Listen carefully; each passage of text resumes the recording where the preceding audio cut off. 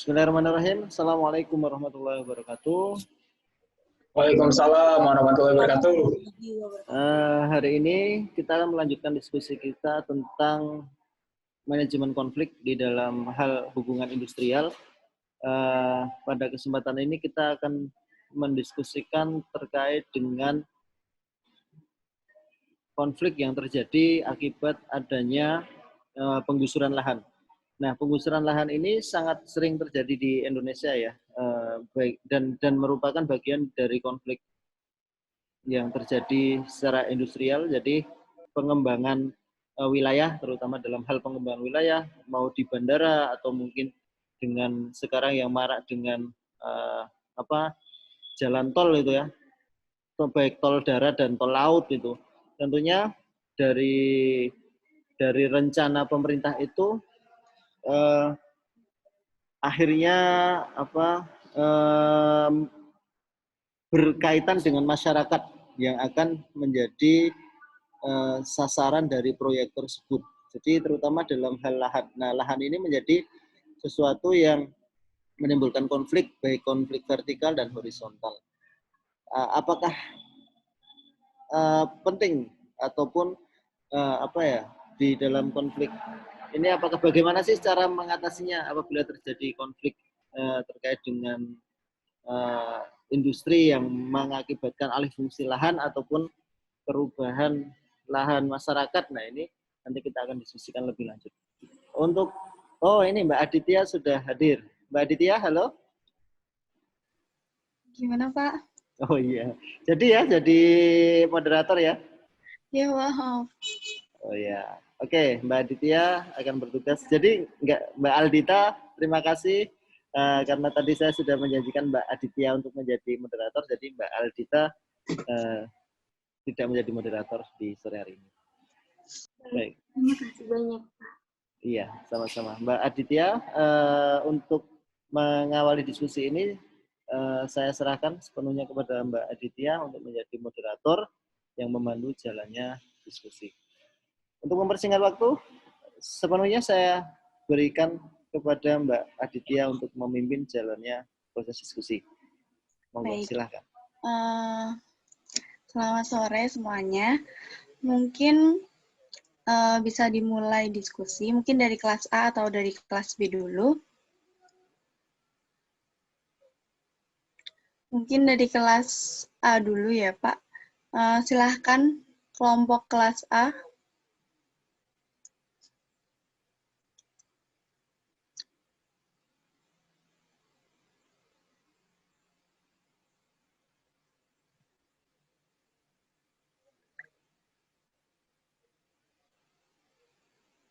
Kelompok kelas A, Faisal mungkin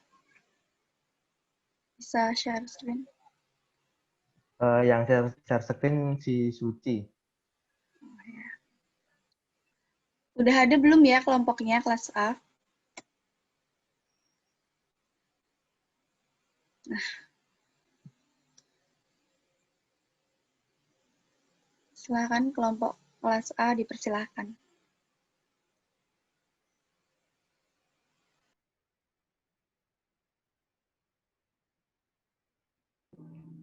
Assalamualaikum warahmatullahi wabarakatuh.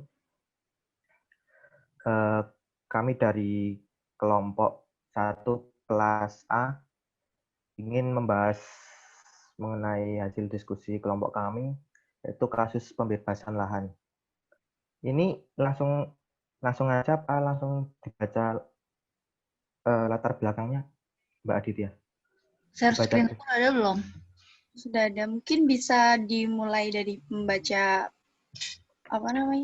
latar belakang. Kasusnya dulu. Maaf bentar, soalnya di sini agak nge-lag. Ada? Udah ada. Oh ya.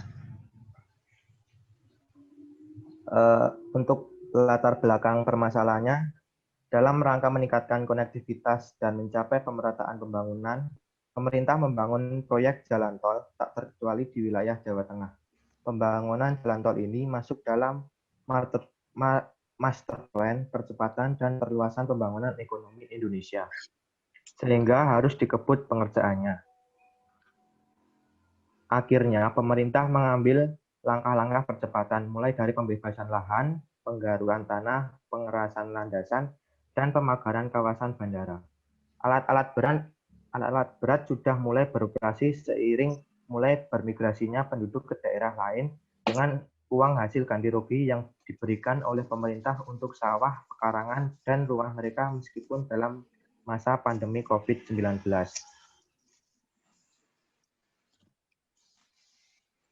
Di Desa Watu Ireng yang akan dilewati oleh jalan tol tersebut bersikeras mempertahankan rumah mereka dari pembebasan lahan. Masyarakat penolak yang sebagian besar berprofesi sebagai petani mendesak pemerintah membatalkan proyek ini. Mereka khawatir terkait dengan mata pencaharian mereka akan hilang. Selain itu, mereka memegang erat pesan dari leluhur mereka untuk menjaga tanah warisan dan tidak menjualnya kepada siapapun. Terlebih di tanah yang akan dibangun jalan tol juga terdapat makam leluhur mereka. Putusan pemerintah telah berulang kali merayu mereka, namun mereka tetap bersikeras demi mempertahankan amanah leluhur. Sementara itu, masyarakat sekitar yang tanahnya tidak masuk dalam proyek jalan tol juga melakukan perlawanan karena jalan tol akan menutup akses jalan ke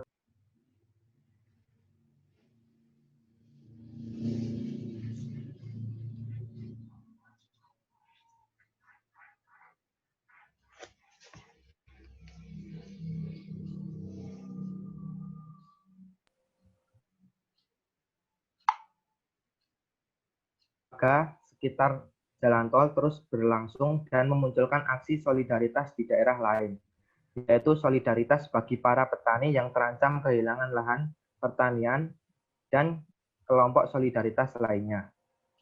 Kelompok solidaritas yang ada tidak hanya melakukan protes, tapi juga berupaya melakukan kajian-kajian ilmiah. Bahkan dengan adanya jalan tol, dikhawatirkan akan berdampak pada mata pencaharian warga sekitar yang berprofesi sebagai petani. Selain itu, kelompok solidaritas ini juga menyoroti bahwa jalan tol baru ini juga dibangun di atas tanah persawahan yang sangat subur, sehingga akan mengurangi produksi pangan lokal yang berkualitas baik dan dapat mengganggu swasembada pangan di kabupaten tersebut. Di samping itu, kelompok solidaritas tersebut juga mendasarkan pada riset bahwa wilayah yang dibangun sebagai jalan tol rawan tersebut.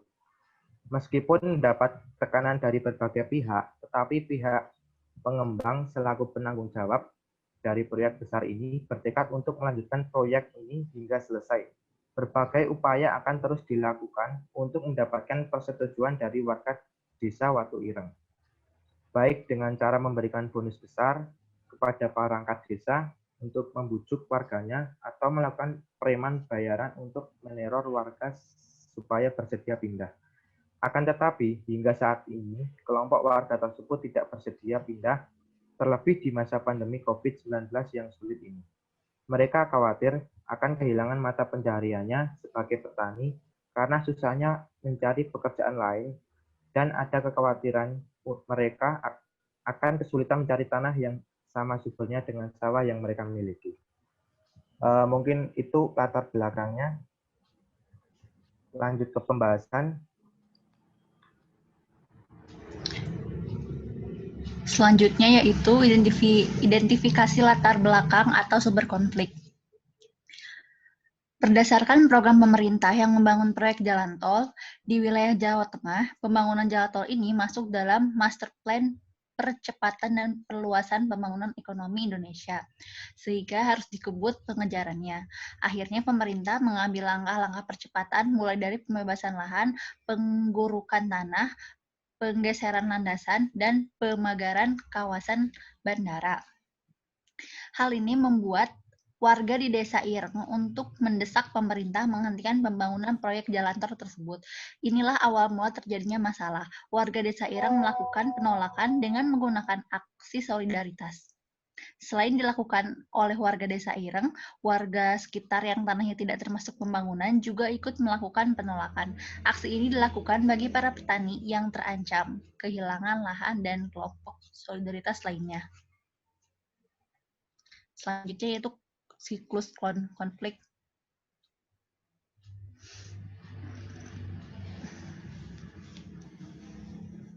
Untuk siklus konflik yang terjadi dalam pembebasan lahan pembangunan jalan tol ini masuk ke dalam siklus konflik konfrontasi atau open hostility, di mana konflik tersebut sudah mulai terbuka dengan adanya penolakan masyarakat hingga memunculkan aksi solidaritas dari daerah lain yang tidak hanya melakukan protes, namun juga melakukan kajian-kajian ilmiah dan riset. Penolakan masyarakat terhadap pembebasan lahan ini karena sebagian besar masyarakat berprofesi sebagai petani yang tentunya dengan adanya proyek jalan tol ini akan mengancam lahan pertanian mereka. Selain itu, masyarakat yang melakukan penolakan memegang erat pesan dari leluhurnya untuk menjaga tanah warisan dan tidak menjualnya kepada siapapun. Sementara itu, masyarakat yang tidak terdampak karena jalan tol akan menutup akses jalan ke kampung mereka. Berbagai upaya terus dilakukan oleh penanggung jawab dari proyek jalan tol untuk mendapat persetujuan dari masyarakat. Namun hingga saat ini, kelompok masyarakat tersebut tidak bersedia untuk pindah karena susahnya mencari pekerjaan lain sama syukurnya. Selanjutnya untuk tipe konflik. Selanjutnya, tipe konflik dalam melihat kasus tersebut, konflik ini masuk ke tipe competing atau bisa disebut pejuang yang gigih. Karena melihat dari banyaknya tekanan di berbagai pihak pengembang selaku penanggung jawab dari proyek besar ini tetap bertekad untuk melanjutkan proyek ini hingga selesai. Berbagai upaya akan terus dilakukan untuk mendapatkan persetujuan dari warga desa Batu Ireng, baik dengan cara memberikan bonus besar kepada perangkat desa atau melalui preman bayaran untuk meneror warga supaya bersedia pindah. Selanjutnya, aktor-aktor yang terlibat dalam konflik. Dalam kasus pembebasan lahan ini, tentu melibatkan beberapa pihak atau aktor yang terlibat dalam kasus tersebut. Pihak-pihak atau aktor yang terlibat diantaranya adalah pemerintah yang ingin membangun akses jalan tol dan warga sekitar yang menolak atas proyek tersebut. Karena akan dampak dari proyek pembuatan jalan tol tersebut dapat mengganggu aktivitas mereka yang sebagian dari mereka berprofesi sebagai petani. Selanjutnya adalah dampak yang ada di identifikasi masalah. Yang pertama itu ada dampak pendeknya. Yang pertama, dampak pendeknya itu berupa keresahan masyarakat, yang dimana masyarakat tersebut memiliki keresahan timbul karena kekhawatiran masyarakat tentang dampak yang akan sering terjadi berjalannya aktivitas pembangunan, serta disebabkan juga oleh pengetahuan masyarakat yang kurang mengenai aktivitas pembangunan jalan tol. Pengetahuan masyarakat yang kurang tersebut menyebabkan timbulnya berbagai pemikiran bahwa dengan adanya pembebasan tanah pembangunan jalan tol akan membawa dampak negatif yang sangat besar dalam kehidupan maupun lingkungan mereka. Yang kedua yaitu ada persepsi masyarakat, yang dimana dampak ini adalah perbedaan pandangan atau persepsi selama proses prakonstruksi hingga proses operasi jalan tol, merupakan bentuk lunak dan manifestasi perselisihan konflik. Dampak dari persepsi negatif yang ada di masyarakat dapat menimbulkan konflik horizontal antar warga seperti perubahan pada sikap dan pola hubungan sosial antar masyarakat. Dan konflik vertikalnya itu berupa masyarakat dengan aparat negara seperti demo, sabotase, pelaporan ke pihak berwajib, serta gugatan ke pengadilan negeri. Selanjutnya juga ada dampak panjang. Yang pertama itu adalah dampak pada lingkungan, yang dimana dampak lingkungan ini sangat dari pembangunan jalan tol ini menimbulkan dampak pada lingkungan hidup di luar dari tujuan pembangunan itu sendiri. Di satu sisi memang diakui bahwa kehadiran sebuah jalan tol akan dapat memberikan manfaat yang sangat banyak, mulai dari mempermudah akses jalan dan mempercepat waktu untuk mencapai suatu perjalanan. Akan tetapi di sisi lain, kondisi juga ikut berubah dengan hadirnya sebuah jalan tol, yaitu beberapa komponen lingkungan yang terpengaruh oleh pembangunan jalan tol, di antara lain berupa penurunan kualitas udara, kerusakan jalan, dan berkurangnya sumber daya alam di daerah tersebut. Yang kedua yaitu dampak. Yang kedua yaitu dampak ekonomi. Nah, dampak ekonomi ini merupakan dampak yang berpengaruh terhadap kondisi ekonomi masyarakat. Adanya aktivitas pembangunan tentunya sangat berpengaruh terhadap kondisi ekonomi masyarakat, entah berpengaruh positif maupun berpengaruh negatif. Dalam sebuah pembangunan yang membutuhkan tanah seperti pembangunan jalan tol, dampak ekonomi dapat muncul karena dipicu oleh adanya ketidaksesuaian yang dirasakan masyarakat. Mengenai tetapan nilai ganti rugi, dampak yang terjadi berupa penurunan pendapatan, pergeseran mata pencarian, penurunan tingkat kekayaan, dan terjaminnya pendidikan anggota keluarga pemilik hak tanah. Selanjutnya akan dijelaskan juga tentang rancangan strategi.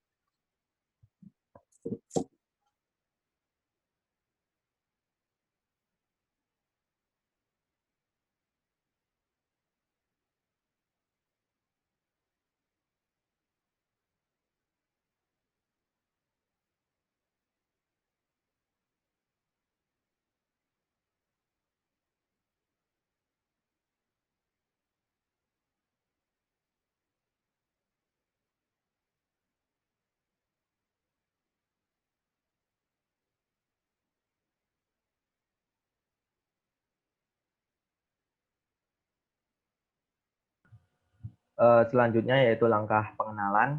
Yang pertama, langkah percepatan yang dilakukan pemerintah untuk meningkatkan konektivitas dan mencapai pemerataan pembangunan dengan membangun proyek jalan tol. Yang kedua, masyarakat menolak yang sebagian berprofesi sebagai petani ini mendesak pemerintah untuk membatalkan proyek dan khawatir dengan mata pencarian mereka akan hilang. Yang ketiga, penolakan itu pun terus berlangsung dan memunculkan aksi solidaritas dari daerah lain yang tidak hanya melakukan aksi protes, namun juga melakukan kajian ilmiah dan riset. Selanjutnya,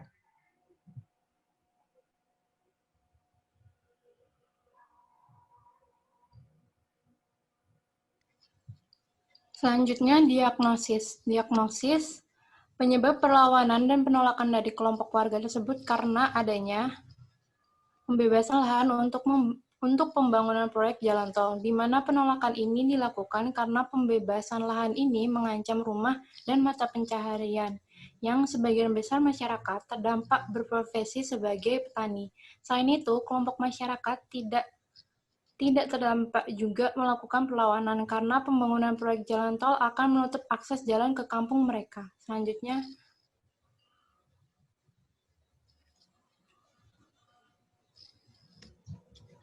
menyepakati solusi yang tepat dalam menghadapi konflik ini yaitu dengan saling berkompromi antara warga Ireng dan pemerintah. Pemerintah sebaiknya mendengarkan pendapat dari semua pihak dan memutuskan jalan keluar dengan tetap mementingkan kepentingan bersama menjadi cara yang adil bagi semua pihak. Kedua belah pihak juga harus sama-sama menguntungkan agar tidak merasa dirugikan salah satu saja. Pihak pemerintah diberikan waktu untuk memberikan hasil usaha kepada warga Ireng dengan waktu yang sudah disepakati.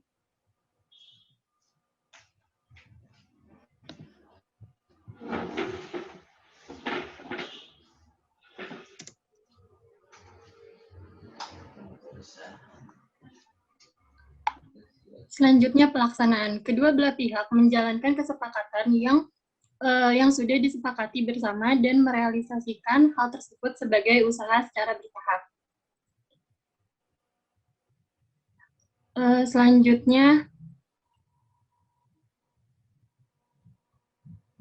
Selanjutnya untuk evaluasi. Evaluasi ini dilakukan untuk mengukur sejauh mana keberhasilan dan memantau bagaimana hasil dari kesepakatan antar warga Ireng dan pihak pemerintah yang terkait dalam menjalankan kesepakatan tersebut. Apakah dengan kesepakatan tersebut dapat berhasil menjalankan konflik antara kedua belah pihak atau tidak? Jika dirasa berhasil, maka tindakan kesepakatan yang diambil sudah sesuai.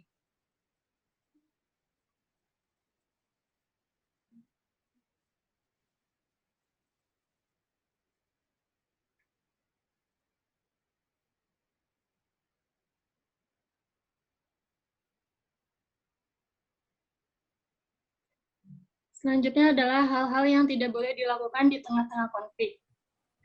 Konflik yang terjadi pada pembebasan lahan pembangunan proyek jalan tol ini membuat kebijakan langkah-langkah percepatan. Mulai dari pembebasan lahan, penggurukan lahan, pengerasan landasan, dan pemagaran kawasan bandara. Hal ini tentunya memicu penolakan dan perlawanan dari kelompok masyarakat yang terdampak maupun tidak terdampak, yang mengakibatkan terjadinya konflik. Langkah percepatan pembangunan jalan tol ini kurang tepat dilakukan karena sedang dilanda pandemi COVID-19 yang menyebabkan kondisi yang tidak stabil di semua lapisan masyarakat. Konflik ini pun semakin berkembang dan menjadikan situasi konflik terbuka atau konfrontasi yang memunculkan aksi solidaritas dari daerah lain. Maka sangat penting dalam pengelolaan hubungan masyarakat dengan upaya menjalankan suatu program atau rencana, supaya tidak menimbulkan penolakan dan perselisihan dari masyarakat atau publik sekitar.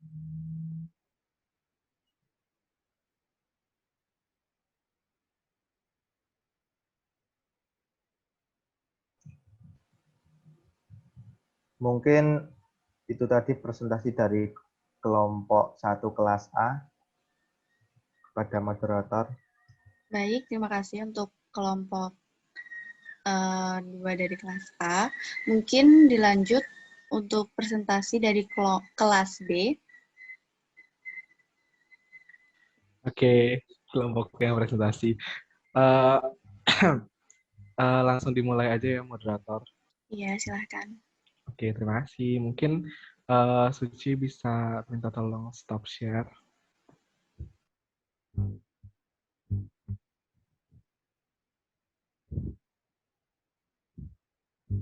Oke. Mungkin aku bacain dulu ya sedikit mengenai analisis situasi, analisis kasus yang terlebih dahulu. Sedikit aja. Nah, jadi analisis kasusnya seperti yang tadi sudah kelompok 2 dari kelas A menjelaskan bahwa ini merupakan suatu perebutan wilayah seperti itu, penggusuran suatu lahan seperti itu. Nah, karena dalam rangka meningkatkan konektivitas dan mencapai pemerataan pembangunan, pemerintah ini membangun proyek jalan tol di Jawa Tengah. Nah, pembangunan jalan tol ini masuk dalam Master Plan Percepatan dan Perluasan Pembangunan Ekonomi Indonesia atau yang bisa disingkat dengan MP3EI, sehingga harus dikebut pengerjaannya. Akhirnya, pemerintah mengambil langkah-langkah percepatan mulai dari pembebasan lahan, pengurukan tanah, pengerasan landasan, sampai ke pemagaran kawasan bandara.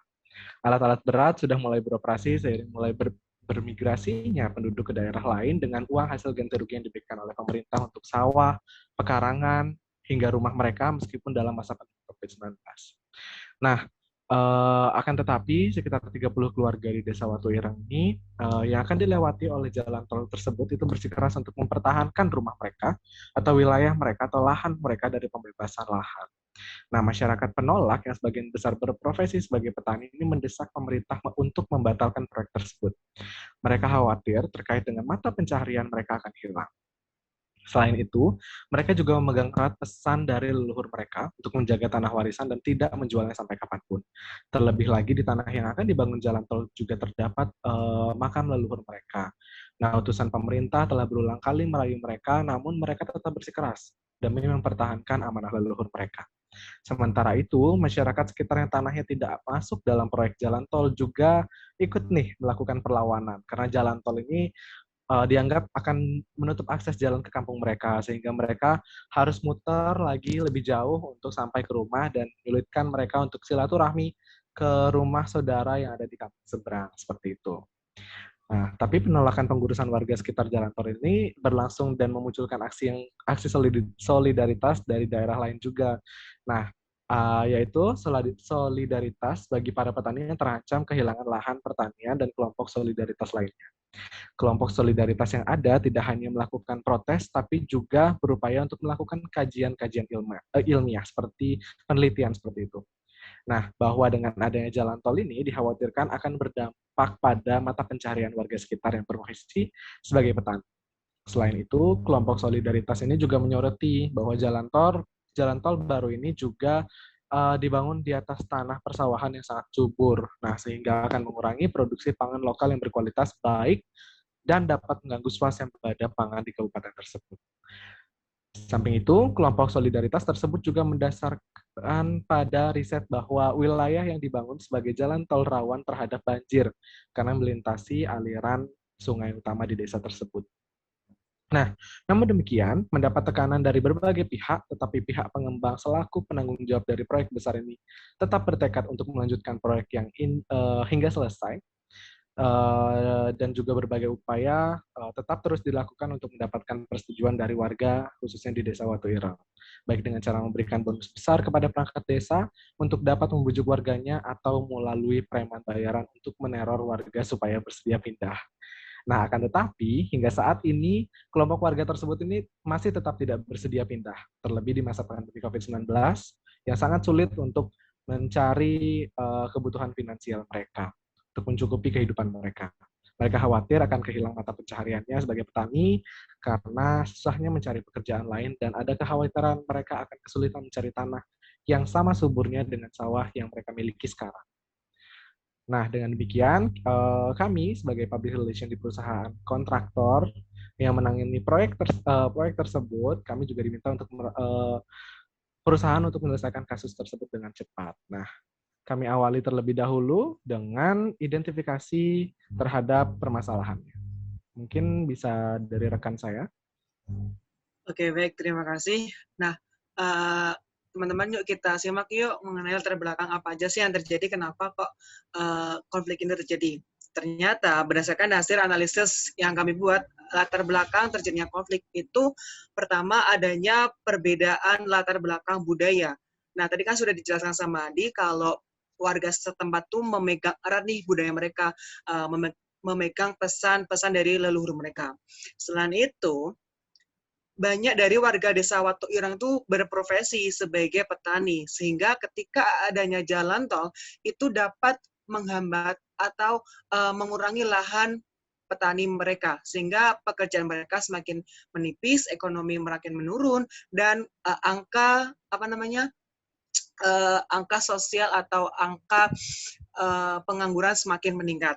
Nah, selanjutnya dengan hal ini terjadilah sebuah konflik yang menyebabkan semakin panjang, dan akhirnya ada aksi solidaritas perlawanan yang dilakukan oleh perkumpulan petani di Desa Watu Ireng.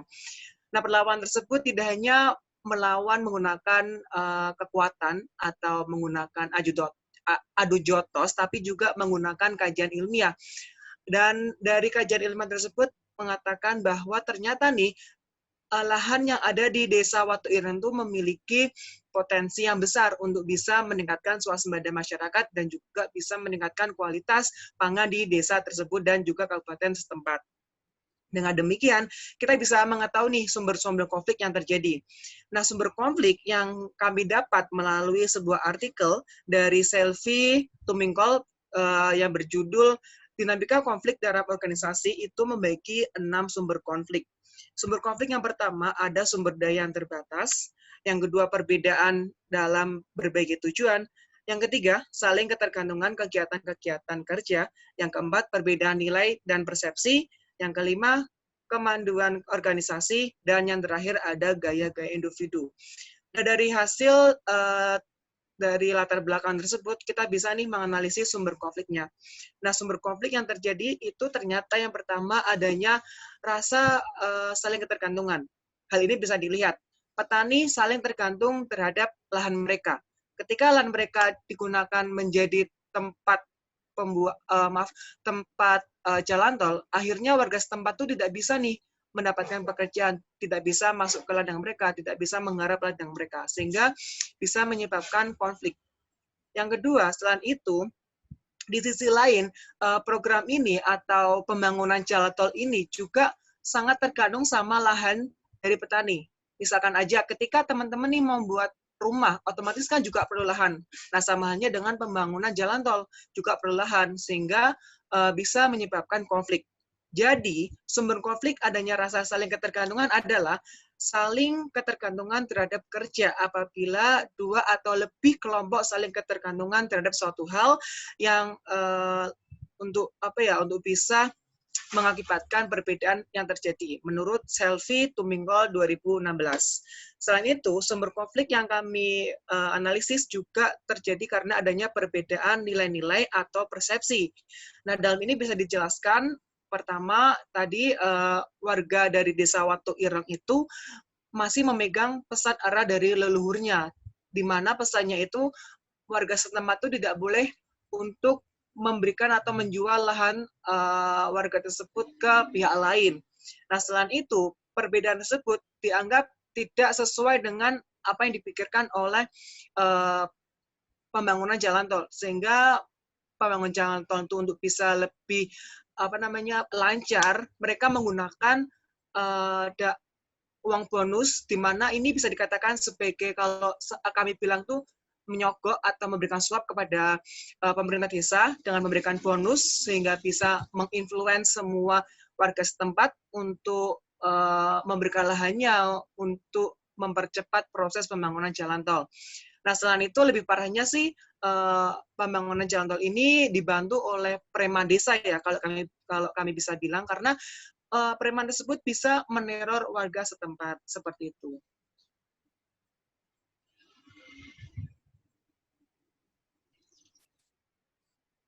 Untuk selanjutnya, mengenai siklus konflik, pada manajemen konflik sendiri terdapat 5 siklus konflik. Dan pada kasus yang dibahas oleh kelompok kami, kasus ini mencapai tahap keempat, yaitu konfrontasi. Pada tahap pertama dalam siklus konflik adalah munculnya ketegangan. Dalam kasus ini, munculnya ketegangan bermula dari pihak pemerintah yang mengambil langkah-langkah percepatan pembangunan jalan tol, mulai dari pembebasan lahan, pengukuran tanah, pengerasan landasan, dan pemagaran kawasan bandara. Tindakan ini dilakukan meskipun dalam masa pandemi COVID-19. Tahap yang kedua yaitu dilema peran. Dilema peran dilihat dari warga Desa Watu Ireng yang menuntut pertanggungjawaban pemerintah atas apa yang terjadi di Desa Watu Ireng. Tahap yang ketiga adalah pengumpulan ketidakadilan. Warga Desa Watu Ireng yang melakukan penolakan terhadap pembebasan lahan guna pembangunan jalan tol mengumpulkan ketidakadilan yang dihadapi, yaitu jalan tol akan menutup akses jalan ke kampung mereka, sehingga mereka harus memutar lebih jauh untuk sampai ke rumah dan menyulitkan mereka untuk silaturahmi ke rumah saudara. Selanjutnya, pada tahap yang keempat adalah konfrontasi. Pada tahap ini, konflik terjadi antara pihak pemerintah selaku pembuat program pembangunan jalan tol dengan warga Desa Watu Ireng, khususnya 30 keluarga di Desa Watu Ireng yang belum memberikan persetujuan pembebasan lahan guna pembangunan jalan tol, dan banyak aksi penolakan yang dilakukan oleh warga Desa Watu Ireng. Tahap yang terakhir adalah penyesuaian. Penyesuaian sendiri adalah perubahan yang terjadi setelah konfrontasi berakhir. Namun, hingga saat ini, konflik antara pihak warga Desa Watu Ireng dengan pemerintah masih berlangsung. Warga Desa Watu Ireng masih melakukan penolakan terhadap pembebasan lahan, sehingga konfrontasi belum berakhir. Jadi, kasus ini seperti yang saya sampaikan di awal, belum mencapai tahap penyesuaian.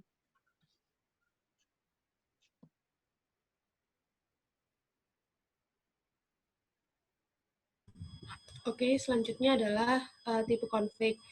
Sama kayak tadi yang udah dijelasin oleh Adi, yang mana jadi pemerintah di sini kan ingin membangun atau sebagai pemerataan pembangunan, tetapi antara pemerintah dengan masyarakatnya itu tidak memiliki pemikiran yang sama, yang mana hal tersebut digambarkan dari tidak setujunya dengan adanya perlawanan dari sekelompok masyarakat mengenai penggusuran lahan tersebut. Nah, berdasarkan kasus di atas ini, kelompok kami dapat menyimpulkan bahwa konflik ini masuk ke dalam kategori konflik antar organisasi, di mana konflik tersebut terjadi antara pemerintah yang ingin melakukan pemerataan pembangunan dengan sekelompok masyarakat yang tidak ingin tempat tinggalnya tergusur karena adanya pembuatan jalan tol seperti itu.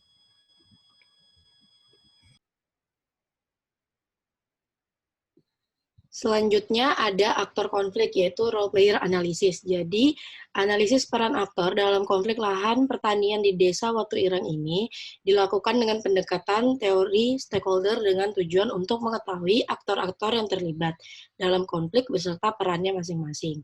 Selain itu, untuk mengetahui motif keterlibatan aktor dalam konflik. Dan juga teori stakeholder yang menurut Freeman yaitu kelompok atau individu yang dapat mempengaruhi dan dipengaruhi suatu pencapaian tujuan tertentu.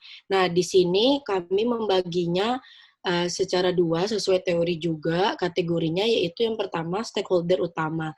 Nah, kalau stakeholder utama itu adalah pihak yang langsung berkait dengan konflik. Contohnya kan yang di sini berkonflik utama antara pemerintah yang ingin membangun jalan dan masyarakat yang berkonflik karena merasa pembangunan ini tuh belum pas gitu.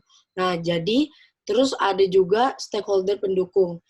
Sedangkan stakeholder pendukung sendiri adalah orang yang tidak terlalu terlibat, tidak terlalu terlibat, maksudnya itu tidak terlibat langsung, karena kan di sini ada perangkat desa dan preman yang diminta oleh pemerintah untuk bisa membujuk masyarakat yang berkonflik ini agar pembangunan tol itu bisa dijalankan sebagaimana mestinya. Nah, makanya stakeholder pendukung ini dia itu tidak secara langsung, tetapi melalui arahan dari stakeholder utama, yaitu si pemerintah ini.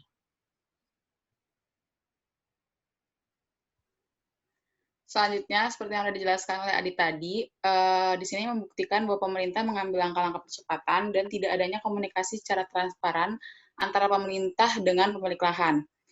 Hal ini akan berdampak semakin sulitnya masyarakat untuk diajak bekerja sama hingga hilangnya rasa kepercayaan terhadap pemerintah. Seharusnya perlu adanya komunikasi dari jauh-jauh hari guna memberikan waktu kepada para pemilik lahan memikirkan bagaimana perpindahan tersebut. Terdapat pula pedoman pertanggungjawaban yang seharusnya diajukan kepada para pemilik lahan seperti legalitas kepemilikan, ketersediaan akan berbagai layanan, keterjangkauan, layak huni, aksesibilitas, lokasi, dan kelayakan budaya.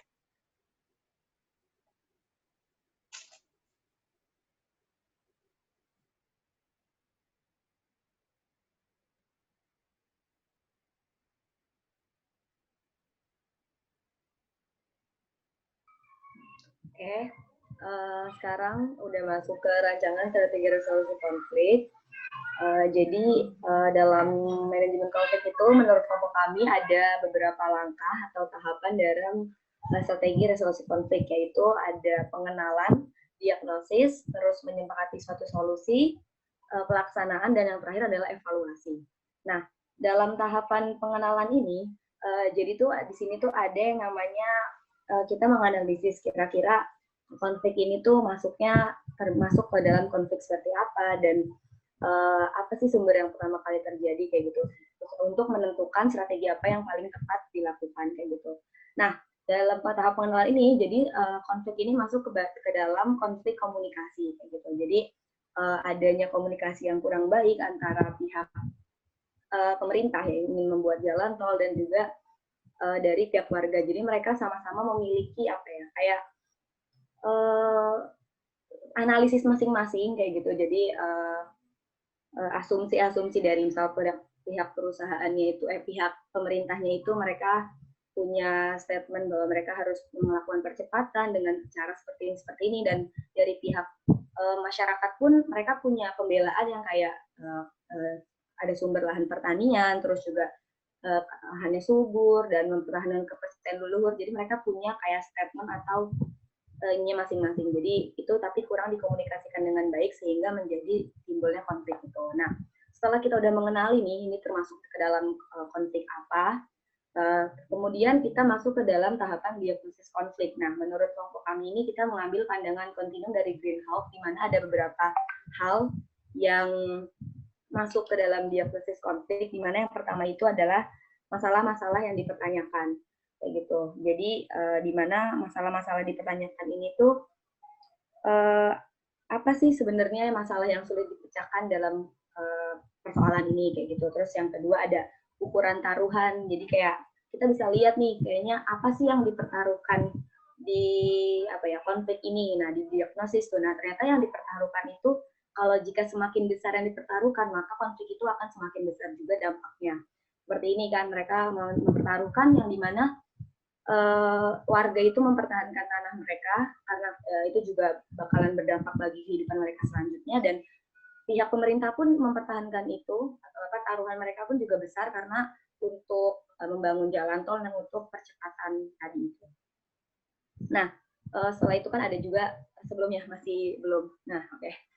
Nah, itu juga ada di sini ada saling ketergantungan pihak-pihak. Jadi di mana saling ketergantungan pihak-pihak ini tuh membuat mereka itu saling berkaitan. Jadi ketika kalau misalkan jalan tol ini nggak jadi dibuat, yang rugi adalah pihak pemerintahnya, karena nanti akan mengganggu rancangan dan segala macam, terus juga program-program yang lainnya kayak gitu. Dan bagi mereka yang masyarakat pun ini pun bergantung gitu, karena ketika memang jadi dibuat jalan tol, maka mereka harus mempertimbangkan beberapa kemungkinan yang terjadi. Jadi antara pihak pemerintah, kepentingan pihak pemerintah dengan kepentingan yang masyarakat anut ini juga sama-sama saling keterkaitan. Jadi mereka punya keterlibatan kayak gitu. Terus yang kemudian ada kontinuitas interaksi ya tadi, karena mereka ini jangka panjang. Jadi ini nggak cuma jangka pendek ketika pemerintah minta untuk untuk mengizin untuk menggusur atau pembebasan lahan. Nah, masyarakat kan dengan mudah langsung kayak menolak ataupun dengan beberapa pertimbangan seperti ini tuh ada interaksi yang jangka panjang kayak gitu, nggak sampai bahkan nanti jalan tol yang sudah jadi dan segala macam ataupun nggak jadi, itu interaksi jangka panjang. Terus habis itu ada struktur pihak-pihak yang terlibat. Maksudnya di sini adalah kan tadi di sini kita disebut ada yang melibatkan kayak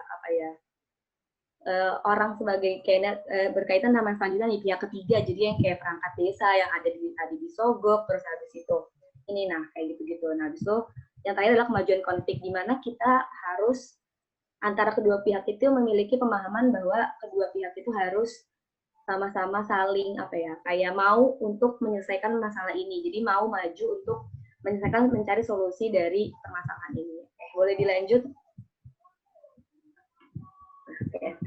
Nah, setelah itu kita menyepakati suatu solusi tadi kan, tahapan selanjutnya di mana kita memilih strategi compromising, di mana ini kompromi antara kedua belah pihak kan, karena tadi persoalannya adalah paling utama menurut kami adalah terkait komunikasi, terus juga terkait pemahaman antar kedua pihak, di mana ada pemerintah punya pemahaman bahwa ini harus dilaksanakan dengan pertimbangan ABC, dan kemudian juga pihak warga menolak dengan ABC. Nah, karena ini lebih baik dicari kesepakatan untuk mencari solusi dengan compromising. Jadi mereka dua belah pihak kompromi untuk mengerti tujuan dan persepsi masing-masing. Jadi melakukan dialog. Nah, kan tahap selanjutnya itu adalah pelaksanaan. Nah, pelaksanaannya apa? Dengan apa ya? Dengan dialog kayak gitu. Jadi bagaimana kayak langsung terjun kepada pemerintah, kepada warga. Terus jadi kan mereka kan kemarin mengambilnya dengan cara melakukan penyegokan dengan perangkat desa gitu, tapi tidak mencoba untuk terjun langsung,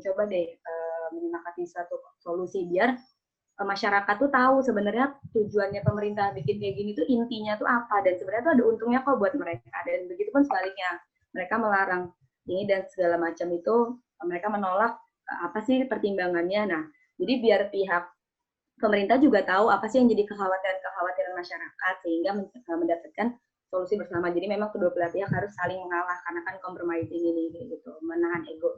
Nah, yang terakhir itu ada tahapan evaluasi. Nah, jadi setelah kita udah buat dari pertama pengenalan, diagnosis, terus menyepakati suatu solusi dan pelaksanaan. Nah, terakhir itu ada tahapan evaluasi, di mana di sini itu karena terkait komunikasi. Nah, di sini kan mereka menggunakan perangkat desa untuk membujuk warga dan bahkan menyewa preman untuk meneror masyarakat. Nah, hal tersebut sebenarnya merupakan hal yang kurang tepat gitu.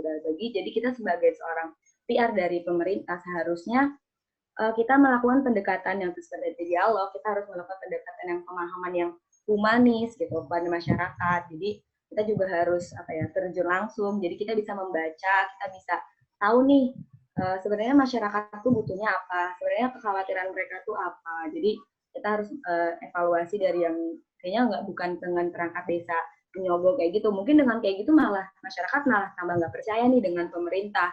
Kok dengan caranya menyogok, bahkan dengan preman yang neror-neror gitu. Jadi evaluasinya ya harusnya sebagai PR pemerintah kita terjun langsung, kita melihat kondisinya langsung, kita dialog, dan kita akhirnya tahu apa yang mereka butuhkan, yang kita sesuaikan juga dengan apa yang tujuan kita, kemudian kita akhirnya mendapatkan program dan strategi yang tepat. Seperti itu. Bisa dilanjut. Yang terakhir ada hal-hal yang tidak boleh dilakukan di tengah-tengah konflik. Yang pertama, bersikap acuh tak acuh.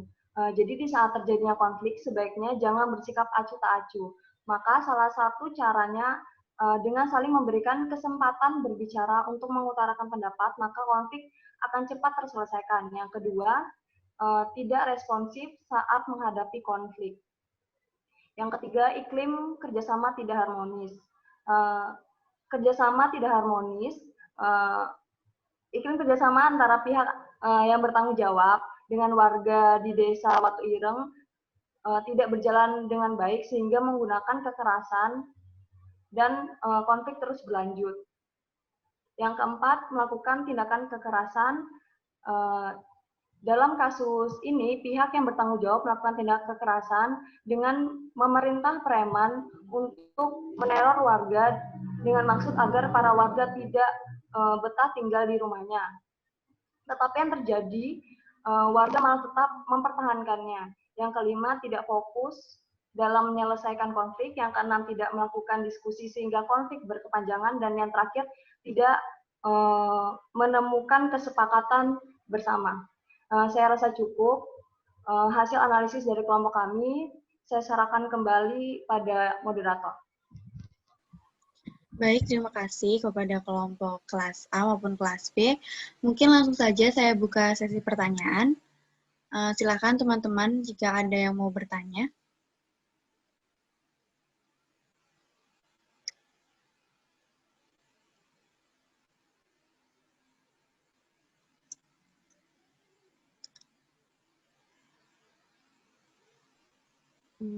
Saya mau bertanya. Ya, silahkan, Alivia. Oke. Tadi dikatakan di kelompok ahli bahwa sumber konflik yang terjadi adalah salah satunya adalah perbedaan perspektif antara masyarakat dan pemerintah, yang mana masyarakat desa itu masih menganut paham mengenai tanah mereka adalah tanah warisan dan tanah leluhur. Maka mereka tidak mau menjual kepada pemerintah, dan sedangkan pemerintah sendiri melakukan tindakan-tindakan anarkis dengan menyewa preman dan juga melakukan penyuapan kepada pemerintah desa yang korup. Jika kita lihat itu termasuk bahwa adanya faktor sosial dan budaya di mana masyarakat desa itu masih menganut paham yang dibawa oleh mereka sejak dulu, yang membuat hal itu sebenarnya itu sulit untuk diubah oleh dari PR pemerintah itu sendiri. Maka dari kalian sendiri, apa ada langkah konkret apa sebagai PR pemerintah untuk dapat mengubah perspektif masyarakat yang sebenarnya sudah terkonstruksi secara sosial dan sulit diubah karena itu menjadi sebuah perspektif yang telah terinternalize dalam masyarakat desa tersebut. Terima kasih.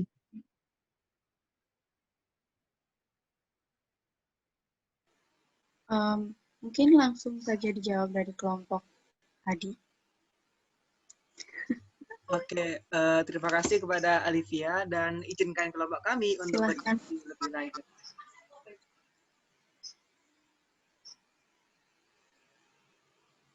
Aku kira Fahri mau jawab langsung.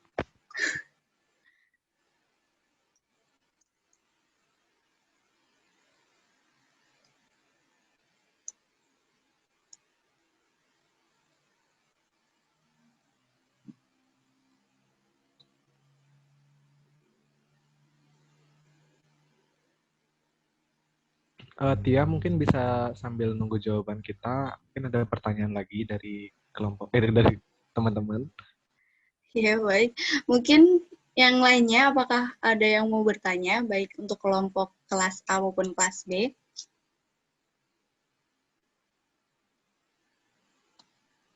Izin masuk, Aditya, moderator.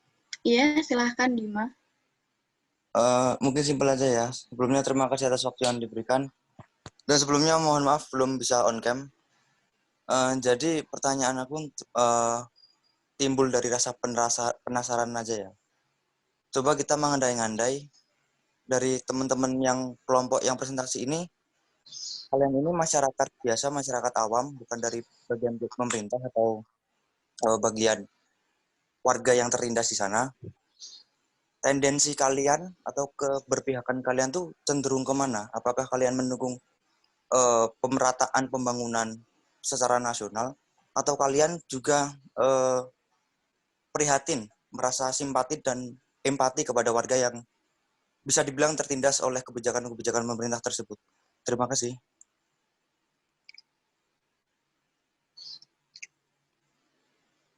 Baik, terima kasih Dima. Mungkin dari kelompok kelas A yang siapa silahkan yang mau menjawab terlebih dahulu.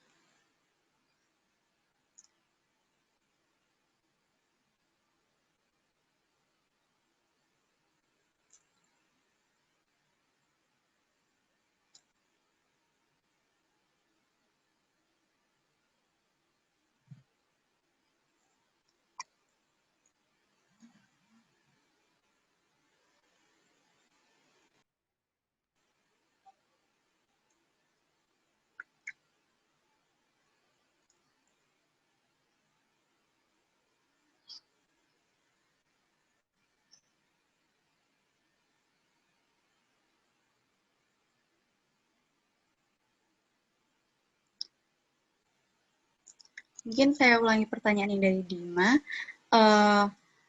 Bagaimana pendapat kalian jika kalian sebagai warga atau masyarakat awam yang tertindas karena adanya pembangunan jalan tol, bagaimana pendapat Anda sebagai warga? Izin menanggapi moderator. Iya. Mungkin ingin meralat sedikit ya. Ya. Bukan sebagai warga yang tertindas, cuman sebagai masyarakat biasa. Oh, masyarakat biasa. Bukan bagian dari pihak pemerintah maupun dari masyarakat yang terdampak. Terima kasih. Terima kasih, Dima. Mungkin dari kelompok siapa dulu yang mau menjawab pertanyaan dari Dima? Oke, Tia, makasih. Aku izin menjawab pertanyaan yang dari Alivia dulu ya. Oh iya. Oke, jadi kan tadi Alivia nanya nih, kira-kira kalau kita sebagai pihak pemerintah, gimana nih caranya mencari solusi kepada mereka yang dimana posisinya itu kan terkait sosial budaya yang emang susah gitu untuk diubahnya kan, seperti itu kalau kurang, aku nangkepnya gitu ya. Nah, kalau menurut kami, cara penyelesaiannya adalah yang tadi seperti kita udah bilang, pertama itu adalah compromising dengan mengadakan dialog. Nah, dengan dialognya apa? Kita nggak yang ujuk-ujuk atau tiba-tiba langsung datang, udah menyampaikan kita mau bikin gini-gini, enggak. Tapi kita lebih kepada apa ya? Kita terjun langsung, kita mencari solusi nih. Kita dari pihak PR dari yang ingin mengadakan ini kan dari PR kontraktor ya kalau nggak salah. Kita PR kontraktornya kita mencoba menjadi mereka. Jadi kita masuk ke sana, kita terjun, kita ke masyarakat karena kan ini terkait sosial budaya ya. Jadi kebiasaan tentang kepercayaan juga. Nah, kita coba dulu menjadi mereka kayak gitu. Kalau menurut kami, jadi kita masuk, kita merasakan nih kira-kira menjadi mereka tuh seperti apa sih kayak gitu. Terus habis itu, nah biasanya dengan kita terjun langsung kita bakalan mendapatkan kayak insight atau mendapatkan solusi gitu. Kira-kira masyarakat nih berarti maunya kayak gini. Jadi kita bakalan bisa yang lebih tahu dan emang aku yakin ini prosesnya nggak yang gampang gitu karena itu terkait tadi bener yang tadi Alif bilang bahwa ini udah kepercayaan dari dulu gitu kan, itu pasti nggak mudah. Jadi solusi terbaik menurut kita adalah kita menjadi mereka, terus kita pelan-pelan nih kita tahu maksudnya mereka, kita tahu mereka maunya apa gitu. Akhirnya kita dapatkan strategi yang tepat untuk memberikan apa ya, kayak yang terbaik gitu. Akhirnya kita memberikan, baru dari situ kita baru mensosialisasikan, kita baru memberikan pemahaman lagi kayak gitu ke mereka bahwa ini tuh sebenarnya ada benefitnya juga untuk mereka dan segala macam, karena kan mereka juga mungkin masih awam, jadi mereka nggak ngerti nih apa sih sebenarnya manfaatnya ada jalan tol dan segala macam gitu sih. Mungkin kalau dari aku semoga menjawab, dan mungkin teman-teman dari kelompokku bisa mungkin mau nambahin atau mungkin mau jawab pertanyaan. Oke, saya izin itu ya menanggapi dari Elita dan juga menjawab pertanyaan dari Alivia. Dan ini kan mendekati Elita, kita juga sebagai pihak tuh terjun langsung ke masyarakat. Toh juga tadi masyarakat di sana tuh udah pinter, maksudnya udah mau bisa diajak diskusi ilmiah. Berarti dengan tidak menutup kemungkinan kita sebagai PR pun sudah mengetahui kondisi edukasi mereka. Secara tidak langsung berarti edukasi di desa tersebut juga sudah tinggi, sehingga kita sebagai PR juga lebih mudah untuk melakukan sosialisasi. Dan bukan hanya sosialisasi, kita juga bisa nih melakukan atau membuat suatu program yang sekiranya bisa tidak berdampak secara langsung ke masyarakat. Entah nanti kita bikin program pemberdayaan apa untuk bisa meningkatkan perekonomian masyarakat dan juga bisa membantu peningkatan kesejahteraan sosial mereka, seperti itu. Oke, aku juga mau nambahin nih untuk jawaban dari Elita dan Fahri ke Alivia. Ini kan tadi kita diandai-andai untuk gimana kalau misalnya kita jadi PR pemerintahnya. Tapi kan kebetulan kita memang di sini posisinya adalah sebagai PR kontraktornya begitu. Tapi jika memang kita berandai-andai kita jadi PR pemerintah, itu kita bisa berpacu dengan Peraturan Pemerintah Republik Indonesia Nomor 19 Tahun 2021 mengenai penyelenggaraan pengadaan tanah bagi pembangunan untuk kepentingan umum. Nah, jadi pembangunan jalan tol ini merupakan suatu pembangunan untuk kepentingan umum, di mana kita nggak bisa cuman mementingkan masyarakat yang ada di desa tersebut saja gitu.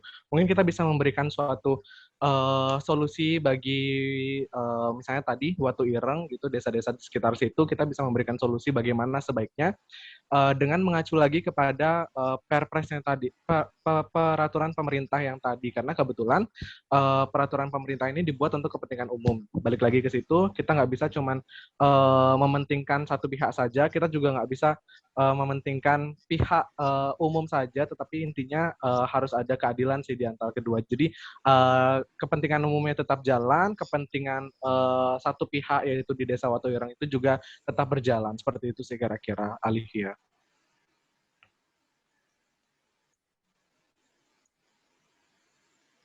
Bagaimana Alivia, apakah sudah terjelaskan? Mungkin saya bisa menambahkan. Ya, silahkan dari kelompok.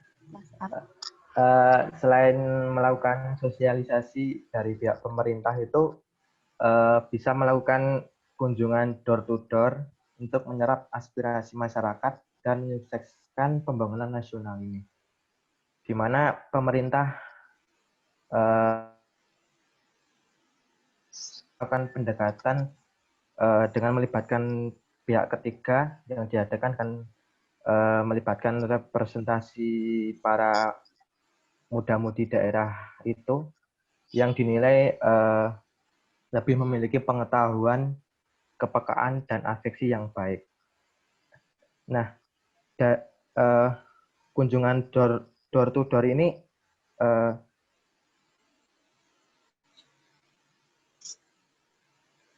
orang-orang tua itu masih sulit untuk mencerna bentuk-bentuk sosialisasi, argumentasi,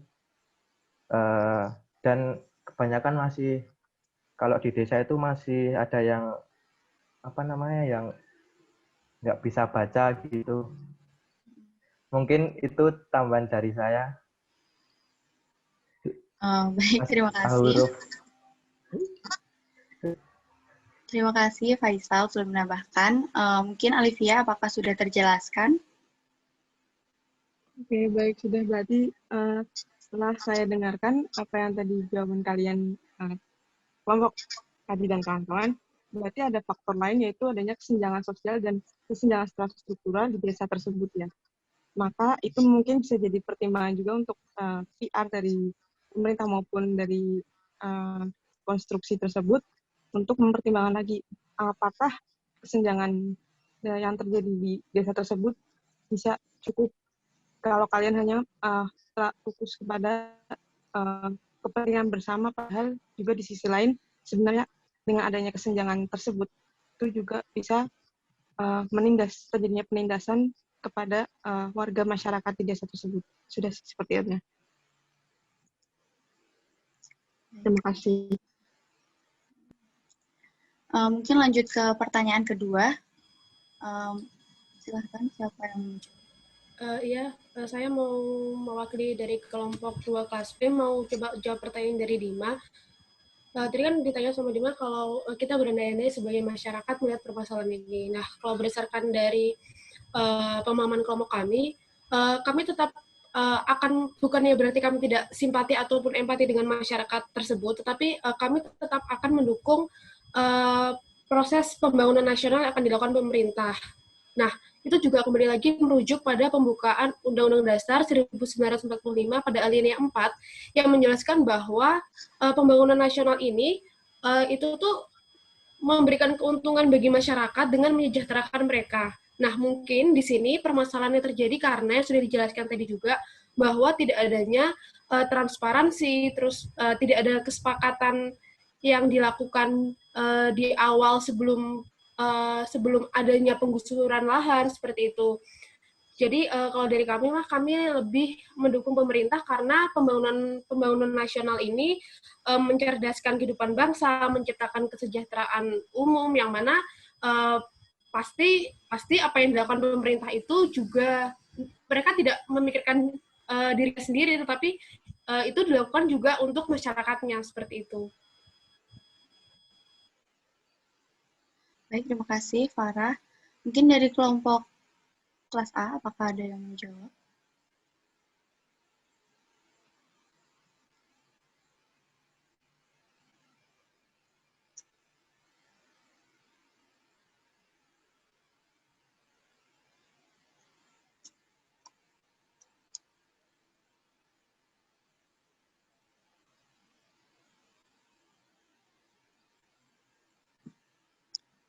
Silakan kelompok kelas A, atau mau menambahkan?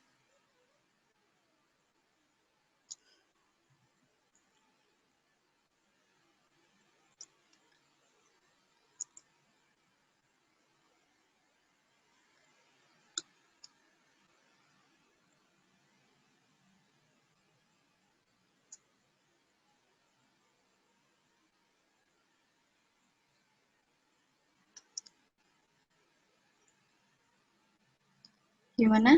Kelas A?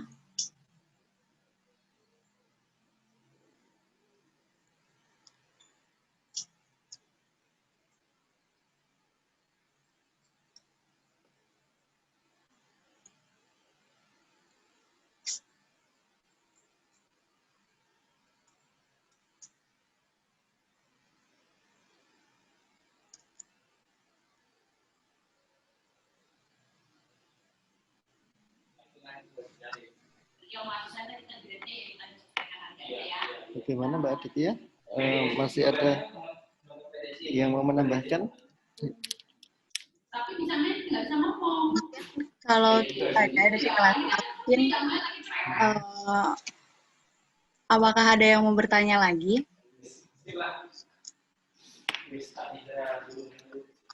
Saya mau bertanya ya, boleh kan? Oke lah, tentang culture. Tadi menarik juga sih, keberpihakan, terus kemudian culture gitu kan. Nah, bagaimana sih cara penyelesaian konflik yang itu ada kaitannya atau disebabkan oleh culture yang kuat gitu. Karena kan dari deskripsi kasus itu disebutkan tidak lepas dari culture ya, keteguhan prinsip, keteguhan keteguhan ini apa ideologi, keteguhan keyakinan, sehingga ini yang menjadikan konflik yang batiniah, sifatnya batiniah ya, tidak hanya material, tapi sifatnya batiniah. Nah, itu kira-kira bagaimana ya penyelesaiannya, tahap-tahapannya supaya ini bisa ditangani dengan baik. Karena kalau hubungannya dengan keyakinan, orang ataupun masyarakat itu bahkan berani mempertaruhkan nyawanya untuk mempertahankan keyakinan tersebut, gitu kan. Nah, itu bagaimana? Silahkan. Silahkan mungkin. Baik, mungkin aku bisa menjawab sedikit ya mengenai culture dari yang sudah disampaikan Pak Komar tadi. Ya, realistis saja di Indonesia memang sebagian besar atau mayoritasnya memang tumbuh dari kebudayaan tuh. Jadi ada adat istiadat ataupun budaya ataupun kepercayaan yang memang sudah ditanamkan dari sejak kita lahir gitu. Tapi seiring dengan berjalannya waktu, kita itu nggak bisa cuman diam dan stuck di hal-hal tersebut seperti itu. Karena kita harus mengembangkan lagi potensi-potensi yang ada di daerah kita gitu. Jadi kalau misalnya kita cuma stuck di sana, kita hanya nyaman di sana, jadinya kita desa kita itu tidak berkembang seperti itu sih Pak. Kebetulan kita sudah memasuki yang namanya revolusi industri 4.0, apalagi sekarang ditambah kita mau sudah sedikit nyerempet revolusi industri 5.0, di mana kita memang harus benar-benar siap untuk mengembangkan potensi-potensi budaya kita seperti itu. Mungkin dengan adanya jalan tol kita bisa menambah lapangan pekerjaan dengan membuat rest area di sana, mungkin seperti ada Indomaret, minimarket ataupun segala macamnya. Tapi jika memang kita ngomongin tentang keyakinan, keyakinan ini memang harus di mix dengan model-model yang sedikit modern, tapi tidak menggeser kepercayaan mereka seperti itu. Jadi misalnya katakanlah kita ambil budaya tari seperti itu. Nah, kita nggak mungkin nih kita cuman stuck di budaya tari tradisional aja. Ada pengembangan namanya tari modern. Nah, tapi kita nggak mungkin terus ke tari modern, kita hingga sampai kita meninggalkan tari yang tradisional saja. Ada mix dari tari modern dan tari tradisional tersebut yang bisa dinamakan tari kontemporer. Nah, itu merupakan suatu pengembangan terhadap budaya ataupun kepercayaan masyarakat di desa tersebut yang nantinya itu bisa malah memberikan dampak yang baik untuk potensi wilayah tersebut. Itu menurut saya, Pak. Mungkin yang lain. Oke, baik.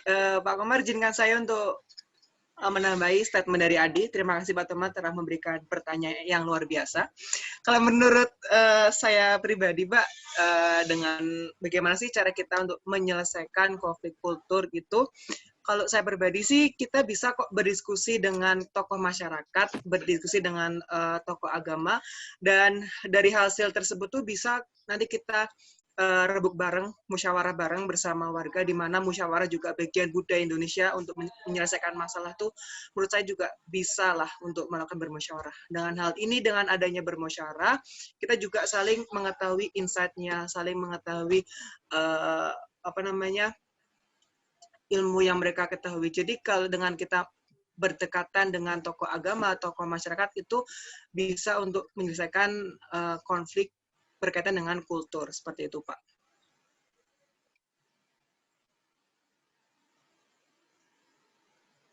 Ada tambahan lain? Silakan. Yang kelas A ini belum menjawab nih.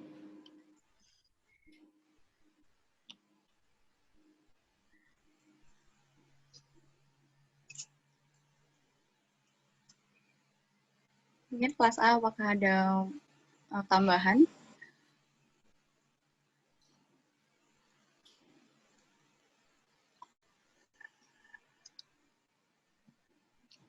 Oh, nggak ada kayaknya, Mbak. Baik, bisa ditutup. Oh ya, ada. Silakan. Menambahkan jawaban dari Mas Fahri tadi kan silakan. Melakukan pendekatan dengan apa Mas Fahri tadi? Melakukan pendekatan dengan tokoh masyarakat ataupun tokoh agama. Pemerintah juga bisa melakukan pendekatan dengan perangkat desa seperti ketua RT, dengan ketua dusun, karena di situ lebih paham dengan budaya daerah tersebut, terus dari rumah ke rumah untuk membuka komunikasi dengan warga desa kan kebanyakan masih menutup diri. Terus ya mungkin gitu Pak. Tadi sudah disampaikan semuanya sama Mas Adi. Oke, terima kasih. Terima kasih Mas Faisal. Apakah ada yang mau bertanya lagi? Kalau tidak, mungkin gimana Adi, apa mau berbicara? Mungkin kita dengar dulu statement dari Pak Komar mengenai jawaban kita. Mungkin Pak Komar bisa menanggapi. Oh, baik. Mungkin bisa ditutup dulu Mbak Aditya. Oh ya, mungkin bisa saya ringkas sedikit ya Pak. Terkait pembangunan lahan ini yang memang sangat menimbulkan konflik baik dari masyarakat maupun dari pemerintah, dan mungkin untuk solusi perbedaan culture tadi mungkin bisa melalui kompromi dengan pihak-pihak terkait seperti tokoh masyarakat maupun agama, melakukan pendekatan dengan masyarakat, membuat program yang bisa membantu kesejahteraan masyarakat, dan mengutamakan keadilan tentunya bagi masyarakat maupun pemerintah, dan sebelumnya melakukan sosialisasi dengan pemerintah dan antara pemerintah dan masyarakat. Mungkin bisa saya tutup dulu. Terima kasih. Saya kembalikan lagi kepada Pak Komar. Baik, terima kasih Mbak Aditya dan teman-teman yang jawabannya luar biasa. Konflik yang hubungannya dengan perusahaan ataupun pemerintah dengan masyarakat yang terkait dengan lahan, sengketa lahan, itu adalah konflik yang sering terjadi, bahkan konflik ini kelihatannya dan sering tampak sebagai konflik yang klasik, tetapi penuh intrik ya. Dan di sini banyak intimidasi, bahkan kadang-kala aparat juga menggunakan kekerasannya melalui perangkatnya ya polisi, ya TNI, terus kemudian Satpol PP mungkin untuk melakukan penindakan. Jadi sudah melakukan penindakan. Tetapi sebelum penindakan ini seharusnya memang harus diawali beberapa langkah yang konkret. Yang menjadi dasar ketika kita berhadapan dengan konflik yang sifatnya berhubungan dengan tanah, maka kita jangan melupakan tentang undang-undang agraria. Satu, itu ya. Sebagai PR, teman-teman tentunya tidak hanya mempelajari tentang kepiarannya saja, tapi bagaimana undang-undang yang berhubungan atau bersinggungan dengan masalah yang dihadapi. Kalau hubungannya dengan tanah, maka kita juga harus mengerti tentang undang-undang agraria. Kemudian sebelum itu kita harus mengenal tentang undang-undang negara Indonesia ya, terutama terkait dengan tanah dan air. Bahwa dijelaskan bahwa di dalam undang-undang itu tanah dan air dikuasai oleh negara dan diperuntukkan untuk sebesar-besarnya kemakmuran rakyat. Arti kata-kata kemakmuran rakyat berarti ini harus menjadi kewajiban atau hak ya, hak rakyat. Artinya kita harus memedulikan tadi kalau keberpihakannya kemana, ke rakyat atau pemerintah, semuanya kita harus bisa balance antara sebagai warga negara yang taat kepada pemerintah, tetapi juga pemerintah tidak boleh abai terhadap kemakmuran rakyat. Sehingga dalam hal ini perlunya proses-proses dialog. Betul tadi sama yang dikatakan Mas Adi dan Fahri, ketika bersinggungan dengan masyarakat, maka kita akan bersinggungan dengan culture. Dan ketika culture itu hubungannya nanti juga dengan kepercayaan. Bagaimana cara penyelesaiannya? Maka jangan menggunakan tindakan sewenang-wenang. Satu, yang dikedepankan adalah suatu tindakan yang sifatnya dialogis atau dialog. Nah, kepada siapa kita dialog? Tentunya pegang tokoh-tokoh penting di situ. Pegangnya gimana? Apakah dengan paksaan, dengan sogokan, atau dengan iming-iming imbalan yang besar? Tentunya tidak.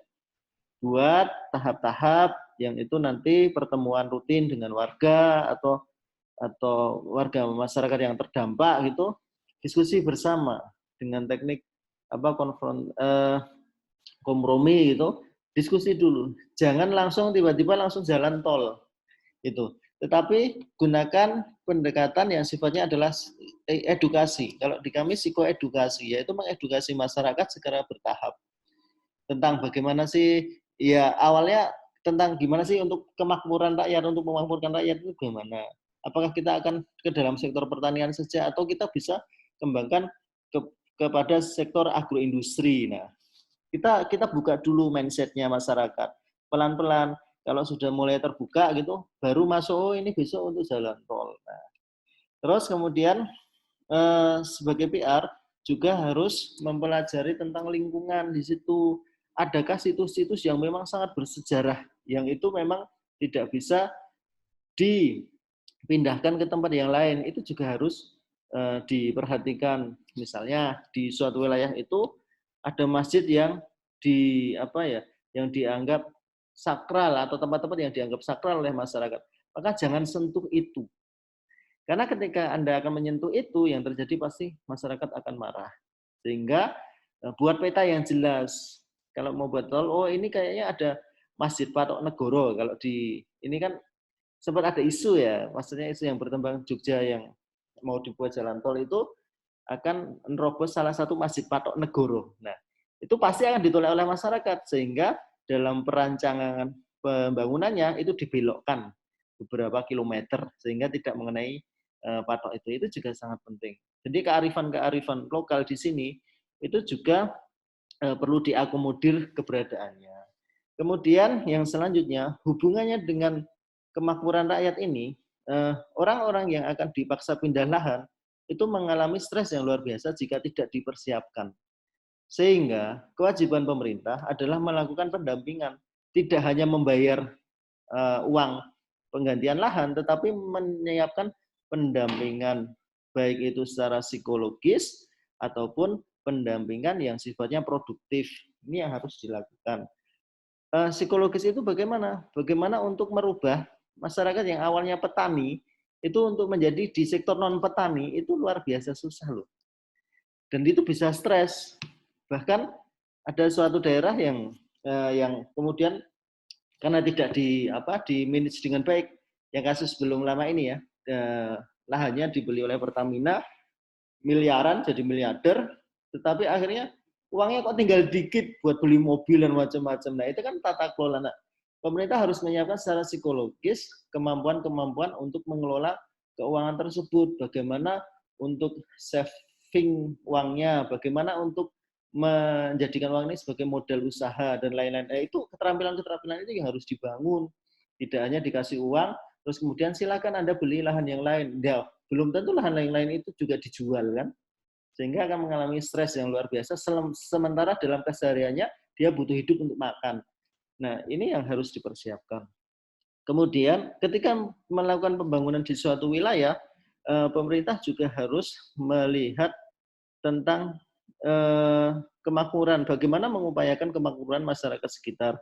Artinya bisa masyarakat-masyarakat yang terdampak itu juga dipekerjakan di wilayah pembangunan tersebut. Misalnya kalau di bandara yang awalnya petani, ya udahlah, ini berarti kamu boleh kok bekerja di bandara, tetapi sebagai pengurus tamannya bandara atau pemotong rumput, itu kan juga tidak jauh dari sektor pertanian, tetapi dia mendapatkan income yang besar untuk bulanannya.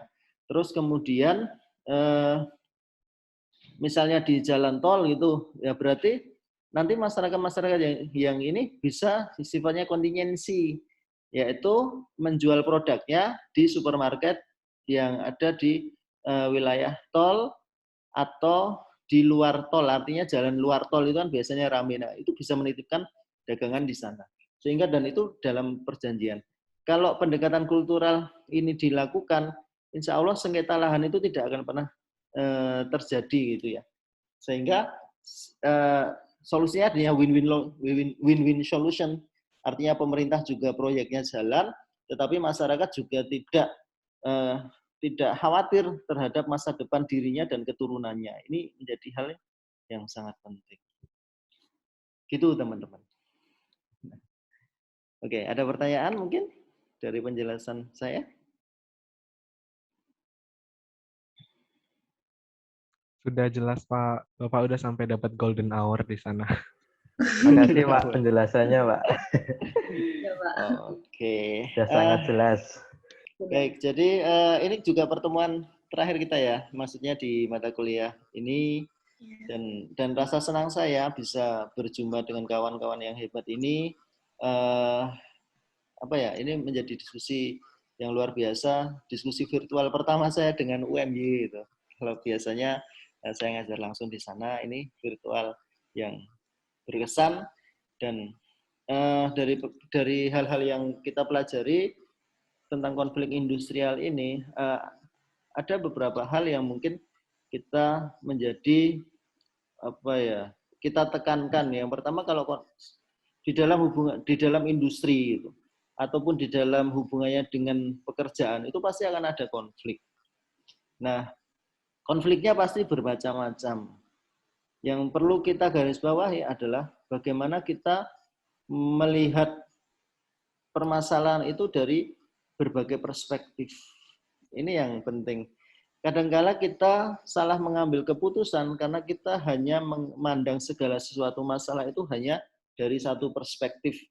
Yang penting ini pendapat saya. Yang penting ini pemahaman saya. Tanpa kita memahami perspektif dari orang lain, terutama lawan kita yang berkonflik. Nah, perbedaan perspektif ini seringkali yang sering meruncingkan konflik. Tetapi kalau kita dengan arif membuka pikiran kita, membuka hati kita untuk legowo dan menerima perspektif dari banyak tempat atau banyak orang lain, saya kira kita akan semakin bijaksana dalam melihat konflik. Setelah kita bisa melihat perspektif itu, maka kita akan ngerti akar konfliknya itu di mana. Ini yang jarang sekali dilakukan ya. Yang terjadi adalah konflik itu yang diselesaikan adalah hanya di permukaan-permukaan saja. Dampak itu yang diselesaikan. Tetapi tanpa melihat akar-akarnya. Nah, yang terjadi adalah akar ini bisa tumbuh lagi menjadi konflik-konflik lain. Karena apa? Karena tidak diselesaikan akarnya. Artinya, ketika kita dalam manajemen konflik itu, yang paling perlu dicari adalah mencari akar masalahnya. Kalau sudah ketemu akar masalahnya, maka yang diselesaikan adalah akarnya, bukan hal yang di permukaan. Ketika akarnya itu sudah tuntas terselesaikan, maka saya yakin cabang-cabangnya atau batang-batang dari masalah itu akan hilang sendirinya. Nah, untuk itu memang perlu kejelian dan juga tadi open-minded dalam menghadapi setiap situasi yang ada. Karena kita itu berkonflik dengan manusia, dan manusia itu sangat dinamis. Ya, sekarang bisa senyum, nanti malam sudah nangis. Nah, artinya sangat dinamis sekali emosional manusia.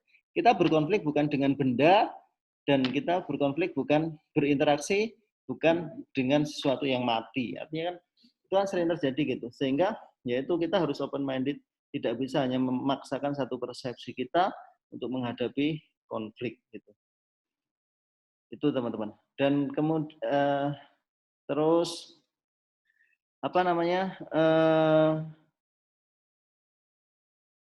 terkait dengan nanti, ini saya nanti minta semua PPT nggih, nanti bisa dikirim ke Mas Aditya dan Mbak Ditya ya. Sama ini, Mas Adi dan Mbak Aditya ya. Nah, nanti itu untuk sebagai dasar saya juga mencermati ulang selain video yang sudah ada, karena saya nanti akan memberikan penilaian, dan penilaian ini adalah nilai belum nilai final ya. Artinya nanti memang kewajiban hak untuk menilai final itu ada di Pak Taufik selaku pengampu dari mata kuliah ini. Saya hanya memberikan nilai mentah untuk diolah dari apa yang sudah teman-teman paparkan.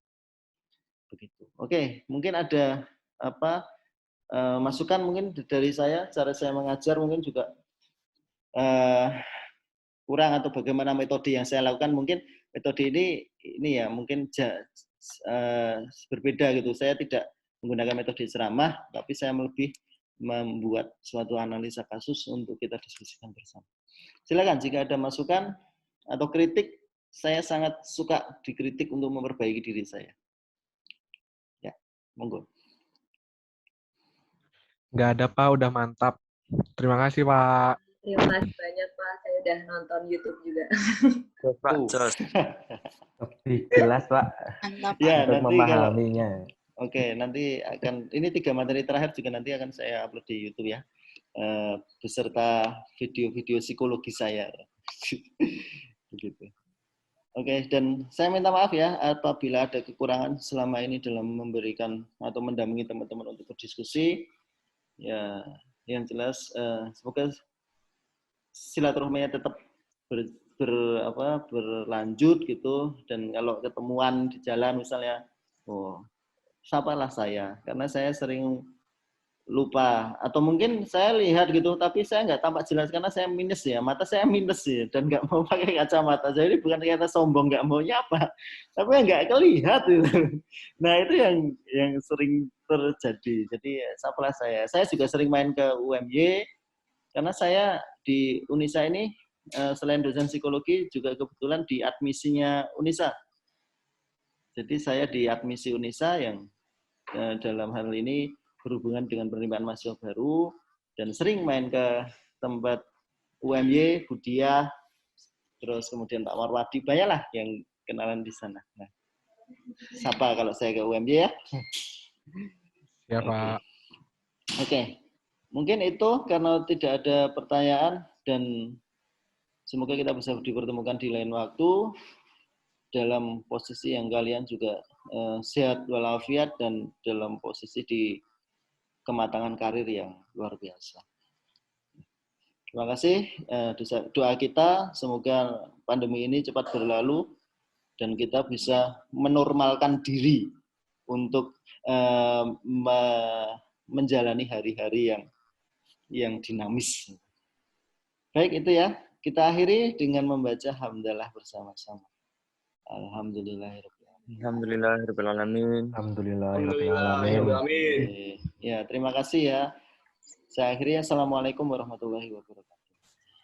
Waalaikumsalam warahmatullahi wabarakatuh. Terima kasih Pak. Terima kasih Pak. Waktu sama sehat-sehat teman-teman. Sehat Pak.